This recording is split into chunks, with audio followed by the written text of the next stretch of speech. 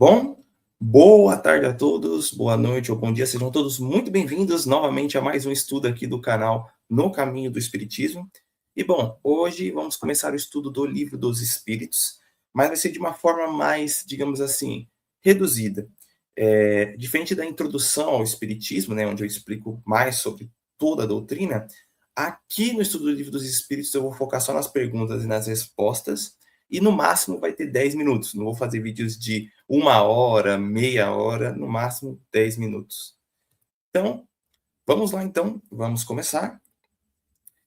Então vamos começar no capítulo 1º, Deus. Deus e o infinito, provas da existência de Deus, atributos da divindade e o panteísmo, certo? Deus e o infinito. O que é Deus, né? Então, Kardec pergunta para os espíritos, o que é Deus? E os espíritos respondem, Deus é a inteligência suprema, causa primeira de todas as coisas. E o que devemos entender por infinito? Segunda pergunta. O que não tem começo nem fim, o desconhecido. Tudo o que é desconhecido é infinito. E aí a terceira pergunta é, poderíamos dizer que Deus é o infinito? E os espíritos respondem, definição incompleta, pobreza da linguagem humana que é insuficiente para definir as coisas que estão acima da sua inteligência. E tem até um comentário posterior que diz assim, né? Deus é infinito em suas perfeições, mas infinito é uma abstração. Dizer que Deus é infinito é tomar o atributo pela coisa em si e definir uma coisa que não é conhecida por uma coisa menos definida ainda. Então, vamos lá. Eu faço a leitura das perguntas, das respostas e depois eu comento aqui com vocês, vou explicando sobre cada uma. Então, vamos lá. O que é Deus, né? Vocês podem perguntar que Kardec, ele não fala quem é Deus, mas ele fala o que é Deus. Quando você fala quem é Deus, você estaria remetendo ele a uma personalidade, a uma pessoa humana, a um ser, quando na verdade Deus não é isso. Deus transcende isso, né?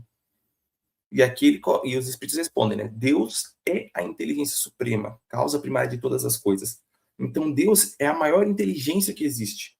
É a inteligência suprema, nada consegue superar essa inteligência. E ela é a causa primária, então a primeira coisa que gerou toda a existência. Então, pode-se colocar até que Deus é o formador do Big Bang. Posterior ao Big Bang seria o próprio Deus que havia criado, né? E aí houve toda a inflação do Big Bang e o universo que a gente conhece hoje. O que devemos entender por infinito? Então, aqui Kardec questiona, né, os espíritos sobre a questão do infinito, né? O que não tem começo nem fim. Então, é uma definição ainda muito incompleta para a gente, o infinito. A gente ainda não entende muito bem, né? Então, Deus, por exemplo, nunca teve um começo e nunca teve um fim. É muito estranho para a gente pensar nisso. Algo que não tem um começo e não tem um fim. É algo infinito, ilimitado, que sempre existiu, sempre vai existir e nunca vai deixar de existir. E depois continua, né? Podemos dizer que Deus é infinito? E aí até os próprios espíritos falam, isso é uma definição incompleta. A linguagem humana ela ainda não consegue expressar a natureza divina com nossos termos. Por mais que a gente entenda que Deus é infinito, muitas pessoas poderiam alegar ou dizer que haveria alguma incompletude, digamos assim. Eu não sei se essa palavra existe, mas é como se a definição de Deus não fosse suficiente, digamos assim. Infinito é pouco, digamos assim. Mas infinito até quando? Então, aqui os próprios espíritos dizem, a linguagem humana é muito pobre para poder traduzir o que seria Deus. O infinito é algo que transcende o próprio infinito e que a gente não entende ainda. Então, vamos lá. Provas da existência de Deus, pergunta 4. Kardec, lembrando que onde está em preto é onde Kardec está perguntando e onde está em azul é onde os espíritos estão respondendo. Onde podemos encontrar a prova da existência de Deus? E aí os espíritos dizem, num axioma que vocês aplicam em suas ciências, não há efeito sem causa. Procurem a causa de tudo o que não é obra do homem e a vossa razão responderá. Então, basicamente, onde a gente pode encontrar, né, então, a existência de Deus? É só nós olharmos, por exemplo, para o nosso universo, né? A perfeição de tudo, a própria natureza em si. Você vê como todas as leis da natureza elas são muito perfeitas. Não é um caótico. Até se você olhar para o espaço, todo o universo, todas as galáxias, elas estão bem posicionadas umas às outras. Até a disposição, né? de todos os sistemas solares numa galáxia e por exemplo, a Via Láctea aqui do nosso, né? Que é a nossa galáxia, e basicamente tem um buraco negro gigantesco, Sagitário A no centro, e vários sistemas solares, né, vários sóis com seus planetas, orbitando. São milhares, bilhares de sistemas solares que estão ali orbitando aquele buraco negro, que forma uma galáxia espiral, né? E, basicamente, a gente vê a harmonia perfeita nisso. A gente não vê, por exemplo, as galáxias sendo jogadas para tudo que é lado, o buraco negro sugando todas para dentro dele, ou até quando tem colisões entre galáxias, elas se unificam e formam uma coisa, e aquela matéria que é dispersa, ela se torna parte em uma outra galáxia, algum outro ponto que vai reutilizar aquela matéria. Até as próprias estrelas, quando elas explodem, tem uma supernova, a matéria dela é dissipada pelo universo e com isso formam-se nebulosas, e com essa matéria é aproveitada na criação, variações gravitacionais, é aproveitada em outro lugar que forma-se uma nova estrela. Cria-se um novo processo gravitacional, onde eu já expliquei para vocês na introdução da doutrina espírita, e forma, por exemplo, o Sol. E aí depois formam os planetas com a nuvem da nebulosa que vai se condensando e... Bom, é basicamente isso. A gente vê a perfeição da natureza. E aí continua, né? Que consequências podemos tirar do sentimento intuitivo que todos os homens trazem em si da existência de Deus? Kardec pergunta, os espíritos falam que Deus existe, pois de onde lhes viria esse sentimento, se não apoiasse sobre nada? E também uma consequência daquele princípio que não há efeito sem causa. Então, por exemplo, tudo que existe, todas as coisas, elas não têm um efeito, mas todo efeito tem que ter uma causa para ter gerado aquilo. Por exemplo, quando você tem um quadro, uma pintura, e quando você olha uma pintura, vamos supor a Mona Lisa, você pensa, alguém pintou aquilo, você não pensa que aquela pintura foi feita. Logo quando a gente bate o olho, a gente fala, nossa, quem foi o autor? Leonardo da Vinci, por exemplo, que é quem foi mesmo. Mas, por exemplo, você olha o quadro e você pensa, putz, quem escreveu, quem fez essa pintura aqui? Quem fez a Noite Estrelada? Quem fez os girassóis? Aí olha lá o Van Gogh, etc. Então, basicamente, é a gente entender isso. É entender que a gente consegue ver a criação, a gente consegue ver Deus pela própria criação dele. E isso é um sentimento intuitivo que a própria humanidade tem. Todos os povos sempre tiveram isso, em todas as épocas, da existência de um Criador, da existência de um Deus. Por mais que, digamos assim, com o decorrer lá do princípio da humanidade até hoje, houve uma evolução conceitual de Deus. Então a gente foi entendendo realmente o que é Deus. Foi vendo missionários aqui para a Terra para nos esclarecer o que ele realmente é. E aqui continua, né? Só que a gente ainda não sabe na totalidade.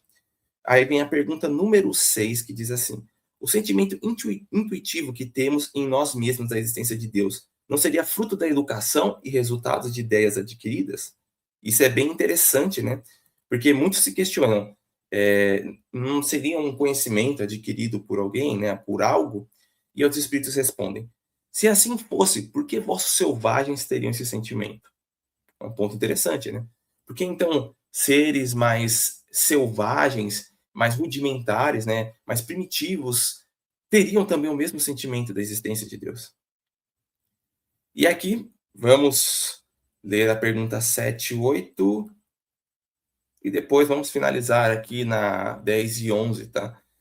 Talvez fique um pouquinho mais extenso do que os 10 minutos, mas vamos lá. Poderíamos encontrar a causa primária da formação das coisas nas propriedades íntimas da matéria?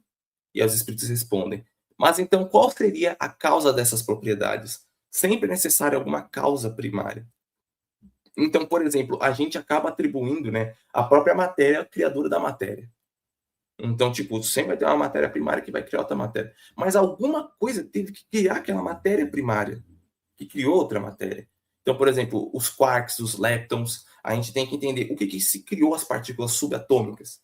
Algo teve que estar por trás para aquilo surgir. Entende?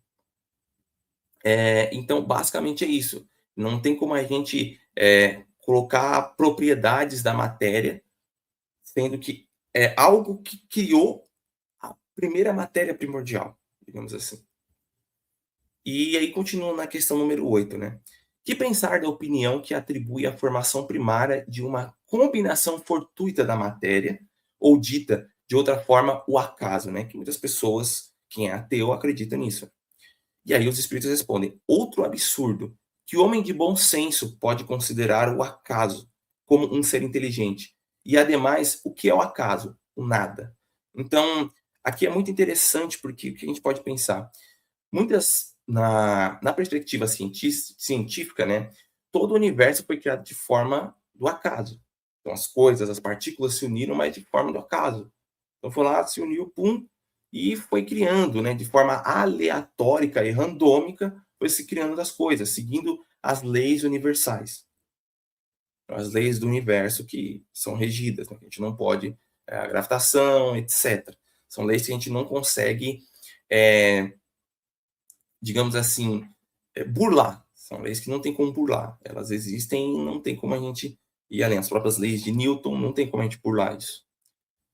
E basicamente é isso, né? Não tem como o acaso criar coisas perfeitas. Não tem como o nada criar harmonia nas coisas. Se o nada realmente, se tudo fosse criado pelo nada, basicamente não teria harmonia no universo. Não teria como as galáxias se formarem de forma harmônica. Não teria como os planetas se formarem da forma tão perfeita como eles são e até a própria vida. A gente sabe que existem outros planetas também. Pelo menos vida inteligente ou vida também não inteligente. Existem vários planetas, inclusive até teorias na Lua Europa, né, de Júpiter, que tem também aquele oceano interno dela que tem formas de vida lá, mas não inteligentes, mas mais simples. Mas isso eu já expliquei em um outro vídeo. Então, vamos continuar aqui as perguntas. Pergunta 9. Onde é que se vê a causa primária de uma inteligência suprema e superior a todas as inteligentes? E aí os espíritos dizem, né? Vocês têm um provérbio que diz isso.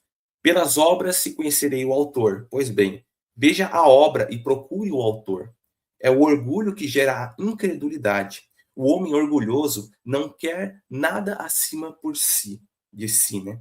Por isso é que ele se denomina espírito forte, pobre ser que um sopro de Deus pode abater, né? Essa resposta é perfeita, que foi aquilo que eu comentei anteriormente sobre a questão de você ver um quadro, né?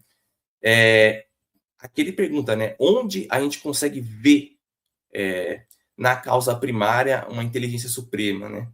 Como a gente pode entender que realmente a causa é a inteligência suprema? Basicamente é o que eu citei. Quando você vê um quadro, você não acha que aquele quadro foi feito sozinho. Você acha que houve um pintor para aquele quadro. É o mesmo conceito aqui. Pela obra se conhece o autor. E quando a gente vê o universo, estuda o universo, tanto o macrocosmos como o microcosmos, como todas as leis que regem o nosso universo, a gente entende a harmonia de tudo. E a gente fica perplexo, porque tudo é muito harmonioso. É como um quadro, tudo é muito perfeito. E tudo é bem regulado de forma harmoniosa. Não é o acaso que cria as coisas, até porque não tem como o acaso criar as coisas. Algumas pessoas impõem essa ideia do acaso porque realmente não querem acreditar em Deus. Mas que, na verdade, foi Deus que fez, porque não tem como entender como as coisas se formam se não tivesse uma inteligência por trás daquilo. Porque senão as coisas não ficariam da forma perfeita como são. E aqui os espíritos próprios dizem, né? Orgulho do homem que não quer nada acima de si, né?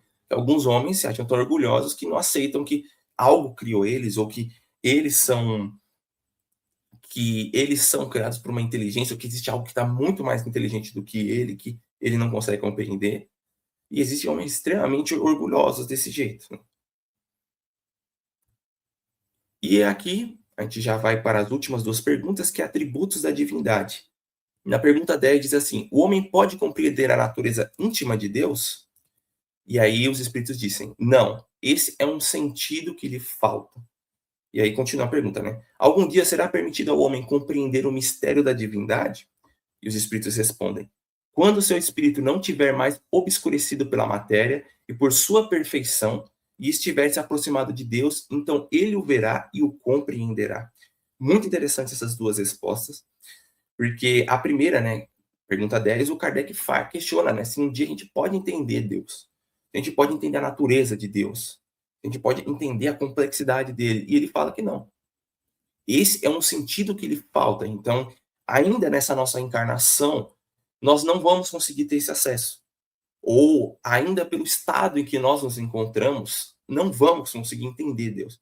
É muito difícil a gente entender coisas, por exemplo, que estão fora do espaço e do tempo. Por exemplo, Deus está fora do tecido espaço-tempo. É muito difícil para a gente compreender isso. É muito difícil a gente entender que algo não existe tempo. A nossa mentalidade ainda não é capaz de compreender algo tão complexo que vai muito mais além de todo mundo material que existe.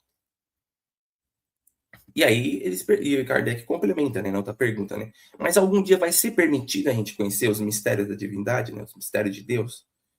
E aí os espíritos falam: quando o seu espírito não estiver mais obscurecido pela matéria e por sua perfeição, e estiver se aproximado de Deus, então ele o verá e compreenderá. Então, quando o espírito ele alcançar o estado de perfeição absoluta, né, depois de milhares de encarnações, virar um espírito puro mesmo, igual Jesus alcançou o espírito puro, esse estágio, e até mais do que isso, né? Começar um estágio ainda maior, aí ele vai conseguir se aproximar de Deus. E chegando a um ponto de tamanha perfeição, ele realmente vai poder ver Deus e compreender ele.